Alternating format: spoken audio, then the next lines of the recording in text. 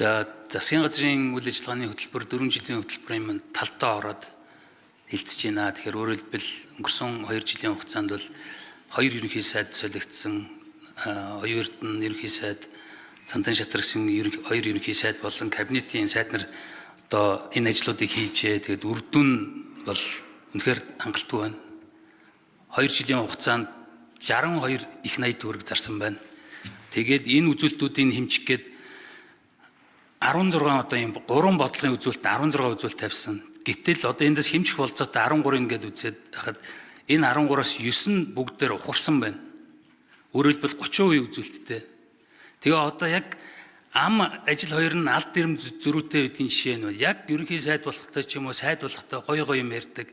Үр дүнд ерөөсөө суурилдаггүй, гарч ирэнгуутаа шинэ юм ярьдаг, зохиодог. Ерөөсөө энэ буцаагаад яг энэ дээр ч бол юу хийхийг бичсэн байгаа байхгүй засгийн газрын үйл ажиллагааны хөтөлбөр дээр.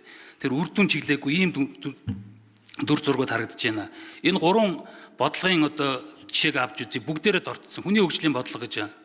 Энэ хүний хөгжлийн бодлого дээр дундаж наслалтыг 1 насаар багасгасан байна. 72.7-оос 71.7 бол бууруулсан байна. Тоо удлаа хэлдэггүй гэдэг. Нялхсан эндэгдэл 1000 төрөлтөд 12.3 байсныг 9 болгоно гэж зорилт тавьсан. Зорилт нь одоо дүүрч ядаж байгаа тэр суур төвшнгөөсөө дээрдүүлэхгүй маяг тэр төвшөнд нь хадгалж болдог. Болохоор тэгтэл их мөнгө зарсан мөртлөө 62 их 80 төгрөгийг зарсан мөртлөө нялхсан эндэгдэл одоо ингээд 13.7 болцсон байна, нэмэгдсэн байна. Тэгэхээр энэ хүний хөгжлийн үзүүлэлтийн нэг дагаад унж ийн боловсролын хүртээмж хүлээгч буй суралцах жилийн тоо 14.5 байсныг 13.6 болсон байна. Нийслэлийн түгжрэл утаатай холбоотой асуудал нийт төлөвлөсөн ажиллагаа 30% хийсэн мөртлөө үр дүн 0. Түгжрэл оргил ачааллын үед замын хөдөлгөөний дундаж хурд 12 байсныг 16 болно гэж зорьсон. За зорилт төвшөнд дүүрч энийг 11 болгож бууруулсан байна. Бизнесийн эрхлэг таатай орчныг бүрдүүлнэ, эдийн засгт хувийн хөгжлийн оролцоог нэмэгдүүлнэ гэдэг эдийн засгийн бодлогын заалт өөрийн ухарсан байна. 23 онд 76.2 байсныг 77 болгоно зорилт одоо дүүрч энийг ухрааж 72.5 болгосон байна. Хүний эрхийг дээдлсэн засаглалын бодлого явуулна гэж байна. Энэ дотор байгаа авилгын индекс чинь ухарсан байна. 118-аас 114 болж энэ үзүүлэлтээр одоо өгсөн тоогоор ёс зүйн үзүүлэлт чинь 10-35 болгоносон бол 5 болсон байна. Тэгээ одоо энэ ямар бид нэр энэ улсыг хөгжүүлэх гэж байгаа одоо хүмүүс юм уу? Энэ сайд дарга нар чинь, ерөнхий сайд нар, энэ сайд нар чинь, энэ танхимч чинь одоо яг аль улсын төлөө юуны төлөө ажиллаад идэв? Энэ хөгжлийн бодлого хүний төлөө, хүний бодлого чинь, эдийн засгийн бодлого чинь, засаглалын бодлого чинь бүгд ухарсан байна шүү дээ. Тэгээд нэг л их гоё юм ярьсан хүмүүс байж байгаа үр дүн ерөөсөө энэ угсарсан машин чинь урагшаа явдаг биш, хойшоо ухардаг. Гой жолооч солиод идэг, бензин үрэл идэг, урагшаа биш хоошоо явдаг юм машин болсон байна. Тэгээ нийслэлтэй холбоотой би зөвхөн ганц нэг асуулт байна. Одоо энэ өмнөх сайдартай холбоотой учраас яг хөө ерөнхий сайдад цаашдаа энэ үр дүн суурилсан олон юм санаачилдаг биш. Яг энэ тодорхой энэ даалгавраа хэрэгжүүлдэг ийм чиглэл рүү одоо хандуулсан үйл ажиллагаагаа ч гэсэн сайдраа ч гэсэн энэ чиглэл рүү шахаж ажиллаураа гэж хэлмээр байна. Нийслэлээс нэг асуулт байна. Түгжирлийг бууруулах, төвлөрлийг сааруулж түгжирлийг бууруулах арга хэмжээний 30% хэрэгжүүлсэн байна. Гэтэл үр дүн 0. Тэгэхээр эн чинь өөрөөр хэлбэл байгаа онохгүй байгаа юм биш үү? Одоо саяын тэр туулын хурдны зам гэдэг байгаа ч гэсэн бууруулна гэж та бодоод байгаа бол бодит байдал чинь нийцэхгүй шүү дээ. Тэгээ энэ дээр тайлбар хэлээч. За, ерхий сайд учрал ерхий сайд. За их түвшин гишүүний асуултанд хариулъя. Тэгээ их түвшин гишүүн бол одоо манай энэ ажлын хэсгийнхэн бол 24 оны төлөвлөгөөний гүйцэтгэл яриад байна шүү дээ. Тэнийг өсөндөө төлөвлөлт хэрэгжил гүйцэтгэл чи өөрөө хоорондоо уялдаагүй байгаа байхгүй. Тэгээ энэ хүслийн олон чагсаалтуудаа үннээ хийлээд одоо болвол яасан юм бэ? Би одоо тэгж л бодоод. Тэрнээс үш яг энэ төлөвлөлтийн дагуу эргэжил ороод ирэх юм бол тэг түвшин гишүүнээ дахиад хангалтгүйгээ сууж байна. Биелэх боломжгүй мөрөөдлийн их чагсаалт хийчээд тэгээ би хуураад ингээд амьдраад байх нь бол утгагүй хөө. Тэгэхээр бид шаардлагатай бол 4 жилийн үйл ажиллагааны хөтөлбөр дээрээ ч гэсэн чадахгүй зүйлээ одоо манай салбарын яамдууд бол үннээ хэлээд хойшлуулах хэрэгтэй. олон мега төслүүдэд эренбэ хойшлуулах хэрэгтэй. Худлаа. Өнөө маргаашаа яа гэж байна. Юун тэр том юм ярих. Тийм л байдалтай байгаа шүү дээ. Тийм учраас зөв ихний ажил бол би энэ олон төлөвлөлтүүд дээр ажиллая. 4 жилийн үйл ажиллагааны хөтөлбөр дээр ажиллая. Ирэх жилийн төлөвлөгөөг бол амьдралтай хий. Тэр тэгтээ гой сонсогдохгүй гэж магадгүй. Гэхдээ тухай батлагддаг үедээ гой сонсогдоод ирэх жил нь биелээгүй байжснаас тэ үннээ ярьсан дээр гэж ойлгож байна. Төлөв дээрэс нь энэ манай энэ төрийн албан хаагч нарыг та бүхнээс одоо би нэг үсгэд одоо бие ингэж нэг хуурж одоо манай төрийн албаныхан үндсэн ажлаа хийх ямар ч цаггүй. Одоо та нар хар. Эдгээр юу хийж гин гэж ажлын хэсэг сууж гин ингээл байж гин. Байнга ороод их хурлын гишүүд, их хурлын танхим түмэн ажлын хэсэг, түмэн зөвлөл. Тэгээд ажлын бус цагаараа тайлан бичнэ. Тэгээд тайлангаа дээшээ явуулан дээр нь уншдаг хүн баг. Одоо ингээд нэг юм тайлан бичсэн хүмүүсээр л дүүрчлээ. Тийм учраас одоо бол бүгдээрээ энэ нэг тийм биенийхээ тайлан сонсдог нэг юм ажлуудыг илүү багасгаж зураг ажил руугаа орох хэрэгтэй.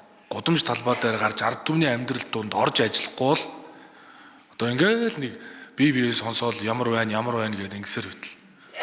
Тэгээ тийм учраас их хурлын гишүүд тэр засгийн газрын гишүүд тэр дашбордон дээр бүх тайлан мэдээл одоо тэр real timer бараа бүтээгдэхүүний өний өсөд бүх зүйлийг харж байгаа.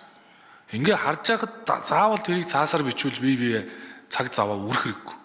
Тийм учраас энэ тайлан майлангаас чөлөөл би та нарыг бол ажил хийнэ гэж л би төрийн наримнуудыг одоо цаашдаа шахна. Тийм учраас энэ тоо үзүүлэлтийг ахиулахад би бодиттой одоо төлөвлөгөө хийж ажиллана гэдгийг хэл. За, нийслэл. Нийслэл юм байна уу?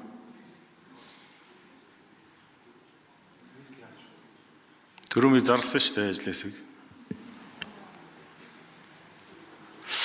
Энэ засгийн газрын 2024-өөс 2028 оны үйл ажиллагааны төлөвлөгөө учир цаад санаж байгаа бол би ажлын хэсгийг ахлаад та бас хэрэглэх дээр байсан баха. Тэд ажлын хэсэг дээргээд ажилласан. Энэ засгийн газраас оруулж ирсэн үйл ажиллагааны төлөвлөгөөн дээр за ямар ч байсан 30% бол улсын хурлын гишүүд нэмсэн шүү дээ. Тийм биз? Өөрөөр хэлбэл засгийн газрын санал болгосон үйл ажиллагааны хөтөлбөрийг эвдсэн гэсэн үг байхгүй.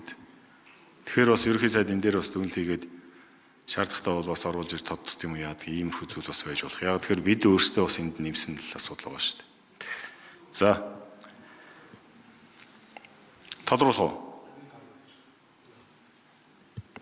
Их гишүүн тодруулъя. За нийслэл их хурл дээр ирэхээ болж юм байна. Гишүүдийг гараад дээр үзье гэдэг байсан. Тэгээд одоо энэ байдал бол их хурлыг бол ер нь бол одоо ямар төвшөнд үзэж байгаа нь ойлгомжтой болж байна. Асуулт асуухаар байхгүй. Дарга нар нь өөрсдөө би ирэхгүй тэнд очиж юу ярьдیں гэдэг. Тэг ийм байж болохгүй. Тэр орчих юм уу? Тэгэд энэ юутай холбогдуулж ер нь Улсын намын мөрийн хөтөлбөр болоод сонгуулийн мөрийн хөтөлбөр болдог. Энэ засгийн газрын үйл ажиллагааны хөтөлбөр одоо болж явах хэвээр. Энэ бол өөрчлөгддөг бас ер нь хуулиуд дээр өөрчлөлт оруулахгүй төрүүчийн зовлон бас гишүүд юм нэмдэг. Тэр нь буцаад хэрэгжүүлэх боломжгүй асуудлууд бий болдог. Энийг бас хуулийн төс санаачлалыг гэж бодож байгаа. Дээр нь энэ зарим нэг шаардлагагүй жилийн төлөвлөгөөдрийг бол болох хэрэгтэй санагдаж байна. Энэ төлөвлөгөөд төсөвтэй давхарцсан 5 жилийн төлөвлөгөөг ч гэсэн бас айгүй тодорхой болгож ирэхгүй бол засаг солигддог. За нийслэлийн засаг дарга орлогч оржсон уу? Асуулт сонсон уу? За, учир сайд. Энэ тодтол хийхэд жилийн төлөвлөгөө өөрчлөхгүй байгаа чи яг ийм асуудалд оруулаад байгаа шүү. Засгийн газар. Тэгээ би бол одоо ерөнхий сайдын хувьд би төрийн нарийн бичгийн дарга нартай хэлж чинь цаашдаа тодтол хийж байгаа бол жилийн төлөвлөгөөг өөрчлөө. Тэрээс биш энэ чи зөрөөд байна. Тодтол хийнэ гэдэг чи орлого буураад байна шүү дээ. Тийм учраас тодтоод байна. Тийм учраас төлөвлөгөөнд ч байгаа тэр мөрөөдлийн жагсаалтууд ч бас л өөрчлөгдөх ёстой шүү дээ. Тэгээ эргээд эргчил нь оруулаад ирэхээр тодгол хийгээ мөнгө нь хасагдсан юм чинь тэр төлөвлөлт яаж биелхээ? Тийм биз дээ. Тэгээ их төвшин гишүүн асуулт асуугаад байна. Нийслэлийнхаа чи хайчид ирж байгаа даваа талаа. Их төвшин гишүүний асуултанд хариул. Одоо жоохон эмх замбраатай байна шүү. Төрийн байгууламжийн хувьд нэгдмэл улс шүү. Чи улс төрийн албан тушаалтан биз дээ. Хариул л та. Хотын даргыг өөрийн дууд. 4 номерын микрофон. Өөрөг танилцуулаарай. За, их урлагийн гишүүний асуултанд хариулъя. Сая 0 орчод ирсэн дарга. За, нийслэлийн засаг дарга 1-р уулзалт даваадлаа. За, Улаанбаатар хотод 2025 онд гол зорилт төгжрлийн эсрэг богино хэмжээний арга хэмжээ бол камержуулах, уул зуруудын нэвтрэх чадваруудыг сайжруулах арга хэмжээ байсан. Ийм учраас Улаанбаатар хотод 2026 оны 1 сарын 1-ээс 150 уул зур дээр 2600 камерын хяналтыг хийж зөрчил болон хувь хүний золиосноороос гаргаж байгаа Улаанбаатар хотын төгжрлийн хэмжээг бол бууруулах богино хэмжээний төсөл хөтөлбөрийг бол хэрэгжүүлж ажилласан. За 2026 оны 4-р сарын 1-ний байдлаар бол Улаанбаатар хотод зөрчил гаргасан 1,271,372 зөрчилдөр бол хариуцлага тооцож ажиллаж байгаа. Энэ тодорхой юуны 70 уул зуруудын нэвтрэх чадваруудыг 15% бол нэвтрэх чадварууд дээр сайжруулсан ийм камерын үзүүлэлтүүд гарч байгаа. Улаанбаатар хотын өнөөдөр VCR 4 номерын микрофон 1 минут. Сонгоё. VCR үзүүлэлт 2.5-та оргил цагийн ачаал 16-аас 20 цагийн үед 7-оос 9 цагийн километр хурдтай 80.7 км урт ийм төгжрөл үүсэж байгаа ийм үзүүлэлттэй байна. Өнөөдөр Улаанбаатар хотод одоо 2.4 сая зорчилт 1287 км урт замаар бол хэрэгжиж байна. Дунд хугацааны бодлого болох Таранбай дүүжин тээврийн төслүүд бол амжилттай хэрэгжиж явж байгаа. Мөн урт хугацааны бодлого болох метро төслийг бас нээлттэй тендер зарлаад хэрэгжүүлээд явж байна. Улаанбаатар хотын туулын авцаан мөн дунд хэмжээний бодлогод орж байгаа. Улаанбаатар хотын төгжрөлд 34% хүртэл нөлөөлөх ийм ач холбогдолтой төсөл өнөөдөр эхлээд зураг төслийн ажил дуусах үе шатнд хэрэгжиж явж байна. Их төвшин гишүүн тодруулъя. Яг уу би гол нь энийг асууад байна. Арга хэмжээний 30% хийчихэд байгаа байхгүй юу? Гэтэл үзүүлэлт чинь буучаад байгаа байхгүй юу? Суур төвшин чинь 12 байсныг зорилт нь 16 гэж 25 онд болгоно гэсэн. За зорилтод дүүрч эн чинь хийсэн арга хэмжээ чинь байгаа болохгүй байхгүй юу? Энэ оргил үеийн ачааллын замын дундаж хурд чинь 11 болж буурсан байна. Энэ ороод 11 км цаг, өглөөдөө 11 км цаг ажлын өдөр, амралтын өдөр 8-19 гээд үзүүлэлтүүд чинь буучаад байгаа. Тэгэхээр миний асуугаад байгаа асуулт болохоор та хэд яг камер хийж гин, зам нэмж гин, байгаа онохгүй байгаа юм биш үү? Энэ үр дүн гарах хэрэгтэй байхгүй юу?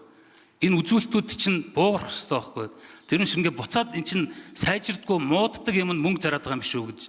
Тэгэхээр та хэдийн энэ үзүүлэлтүүдийг хэмжиж байгаа ач холбогдлуудыг одоо энэ туулын хурдны зам ч гэсэн ямар хураамжаар тооцоход бол бас амьдрал нийцгүй харагдаад байгаа байхгүй юу? Секундэд 3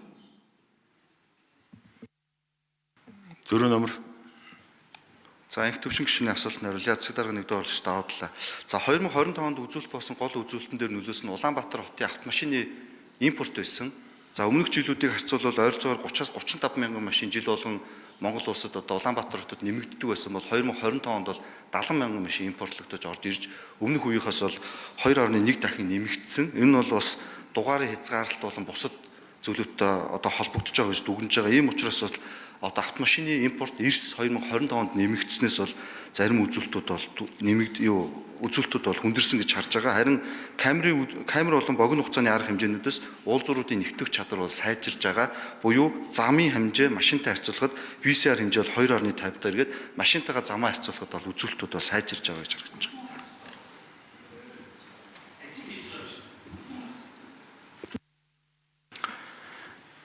За, оюун сайхны алтан гэрэл гишүүн.